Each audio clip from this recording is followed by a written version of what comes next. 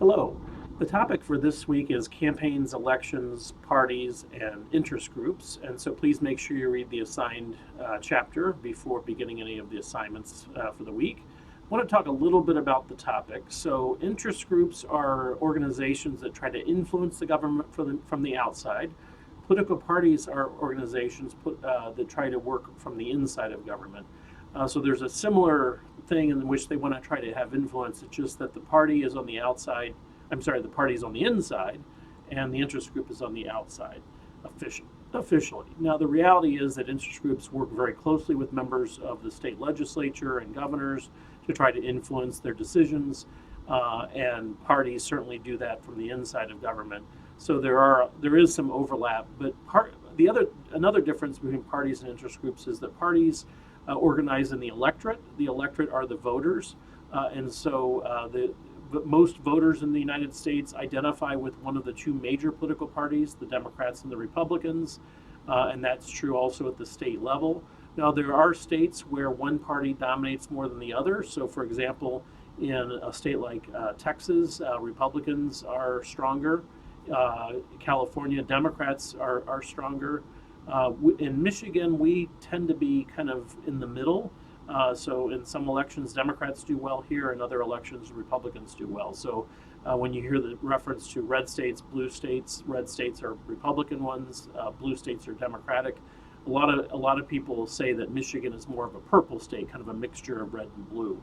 And that's been true over many years, where sometimes we have a Democratic governor, sometimes a Republican governor. Sometimes the Democrats are in charge of the legislature, other times the Republicans. So our electorate is fairly evenly divided, more so than in other states. So that is a strong rule for parties, though, that most people, even with all the independent voters that we have, most voters do identify with one of the two major parties. Party organizations. Parties exist as an organization with a head, a chairperson. They have physical offices.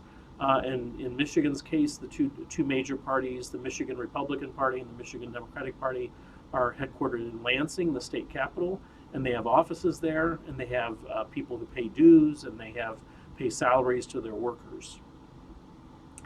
Another role of a political party is they organize our government. So again, if the Democrats win an election in Michigan, for example, elect a Democratic governor like Governor Whitmer, then the Democrats really have influence over who's going to hold major positions in government.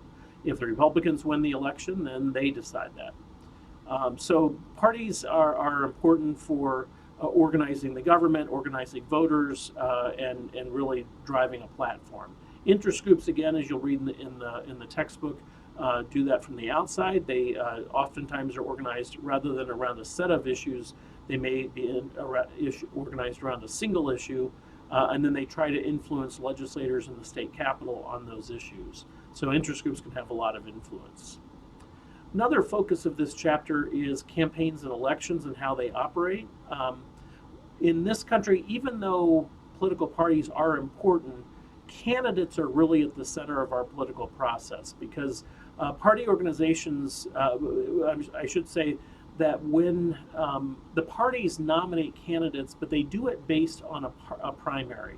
So a primary is when voters within that political party go to the polls and they choose someone to represent their party in the general election. Our primaries in Michigan tend to be in August, statewide primaries. So, for example, in August, voters would go to the polls to decide who they would want to be the candidate for their party to run for governor or to run for another office. So, even though the party organization is strong in terms of raising money, the candidate is really at the center of our political system. Once nominated, then the candidate runs in a general election campaign, and to do that costs a lot of money. It costs money to run the primary, and it costs money to run the general election. And so they raise money for their campaigns. Now, legally, that money goes to the candidate's campaign, not to that person individually, but to their campaign.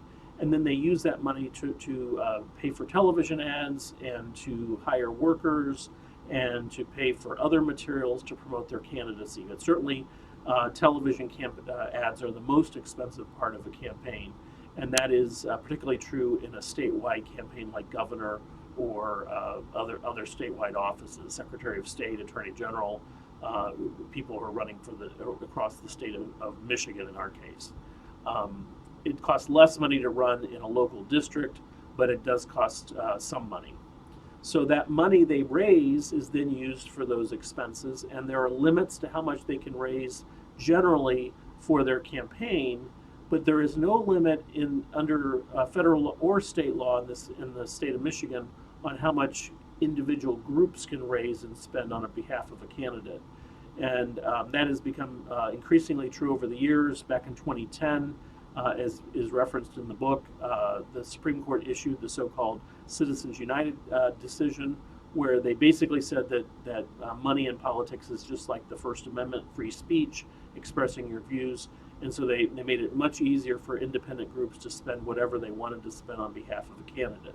Now, the downside for many people in that is that not all candidates have groups, wealthy groups supporting them, and candidates themselves can't always raise that kind of money, and so it ends up being an advantage for the ones who are able to raise the most money. But the reality is that the Supreme Court said it is speech, and so candidates and campaigns end up raising and spending a lot of money. In Michigan, we get more a big state. It's a big, again, if you're running a statewide campaign in Michigan, you've got to run across a state of 10 million plus people, plus you have people in the Upper Peninsula, you have people down in Southeast Michigan. Now, most of the population is in the southern part of the state, but still you have to be able to run campaigns across the state. So it does cost a lot of money, and candidates do raise a lot. Certainly the races that cost the most would be campaigns for governor, and for other statewide offices, also for U.S. Senate, which is not a statewide office, but certainly candidates running for the U.S. Senate run statewide in the state. And then legislative races and other races cost less, but still cost some money. So there is a lot of discussion in the reading about the role of money in politics, the role of parties, the role of candidates, and also how interest groups interact with all of that. So please make sure you read the chapter carefully. There is a written question that you need to address. And if you have any questions, please let me know. Have a great week.